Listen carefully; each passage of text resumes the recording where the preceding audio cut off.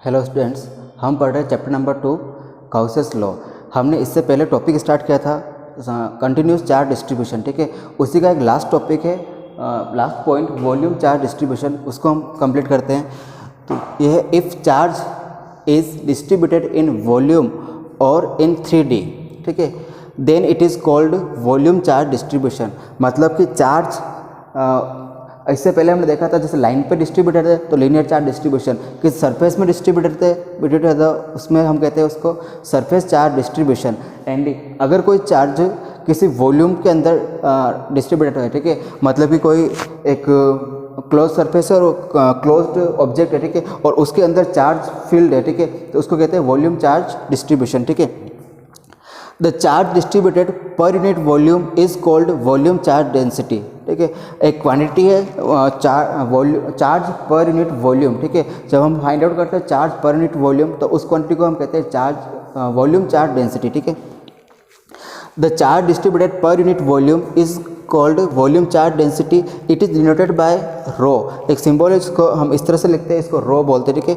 इस सिंबल से डिनोट करते हैं इसको, और फॉर्मूला हो जाएगा इसी डेफिनेशन के according charge per unit volume. ठीक है, इफ़ डी क्यू चार्ज मतलब small amount of charge present in small volume element d we. ठीक है, जब कोई स्मॉल अमाउंट का चार्ज, मैंने इस डायग्राम में शो कर रखा है कि एक स्मॉल वॉल्यूम एलिमेंट ले लिया। ठीक है, ये कोई स्फेरिकल ऑब्जेक्ट है जिसको कंसिडर किया। ठीक है, स्फेरिकल ऑब्जेक्ट के अंदर मैंने एक स्मॉल वॉल्यूम ले लिया, उसका स्मॉल पार्ट जिसको मैंने यहाँ से डी वी से डिनोट किया। ठीक है, और इसके अंदर चार्ज प्रेजेंट है वो है d Q, small amount of charge. ठीक है, तो ये चार्ज और इसी डी वी वॉल्यूम, ठीक है, मतलब इससे रो का फॉर्मूला चेंज हो जाएगा, इससे d q charge present in small volume element d V, then rho हो जाएगा d q upon d we. ठीक है, जिस तरह से हमने सरफेस चार्ज डिस्ट्रीब्यूशन में और लीनियर चार्ज डिस्ट्रीब्यूशन में फाइंड आउट किया था, उसी तरह से ये भी है d q upon d we. ठीक है, ऐसा यूनिट हो जाएगी इसकी कूलाम पर मीटर क्यूब। ठीक है, इसको फाइंड आउट करने का तरीका इसकी डी क्यू की हो जाएगी सी एंड वॉल्यूम की होती है मीटर क्यूब। ठीक है, इसको हम लिखते हैं कूलाम पर मीटर क्यूब। इससे पहले linear charge density and volume charge density में मैंने ऐसा यूनिट नहीं लिखवाई है, लेकिन फाइंड आउट करने का तरीका ये है। ठीक है, लीनियर चार्ज डेंसिटी में हो जाएगा कूलाम अपॉन मीटर। ठीक है, वहाँ पे लेंथ थी, एंड सरफेस चार्ज डेंसिटी में हो जाएगा coulomb upon metre square. Surface है तो अपॉन में मीटर स्क्वायर आ जाएगी, तो वहाँ पे कूलाम पर मीटर क्यूब हो जाएगी सरफेस चार्ज डेंसिटी में। ठीक है, इस तरह से हम इसकी यूनिट फाइंड आउट करते हैं।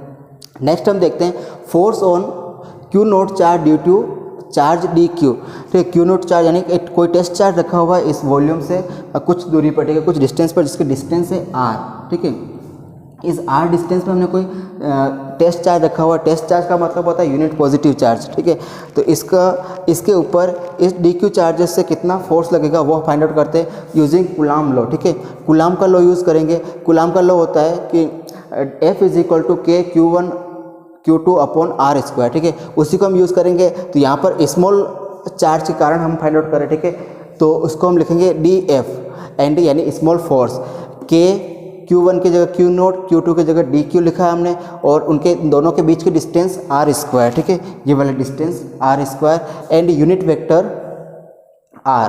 ठीक है, यूनिट वेक्टर शो करता है कि ये एक वेक्टर क्वांटिटी है। ठीक है, टोटल फोर्स का मतलब कि हमने ये जो फोर्स निकाला है अभी ऊपर वाला वो है इस स्मॉल एलिमेंट के कारण। ठीक है, स्मॉल एलिमेंट डी वी के कारण इस पूरे सरफेस के यानी पूरी वॉल्यूम के कारण कितना इसके ऊपर फोर्स लगेगा वो होगा। इस तरह से हम क्या करते हैं, इसका इंटीग्रल कर देते हैं जो भी देगा। ठीक है, तो इंटीग्रल करने पर क्या होगा, यहाँ पर डी साइन हट जाएगा, यहाँ पे एफ रहेगा, एंड इधर इंटीग्रेशन साइन लगेगा, integral of k q naught d q r square and unit vector r. ठीक है, इसी को हम क्या करते हैं, नेक्स्ट हम डी क्यू को क्या कर रहे हैं, हम रिप्लेस करेंगे यानी कि वॉल्यूम चार्ज डिस्ट्रीब्यूशन से। ठीक है, वॉल्यूम चार्ज डेंसिटी जो है उससे हम रिप्लेस करेंगे इसको। तो ये हो जाएगा के की जगह के एंड क्यू नोट की जगह क्यू नोट, डी क्यू को हमने रिप्लेस कर दिया है रो डी वी से। ठीक है, रो डी वी इसी फॉर्मूले से आएगा जो हमने यहाँ पे फॉर्मूला निकाला है, rho is equal to d q upon d V से।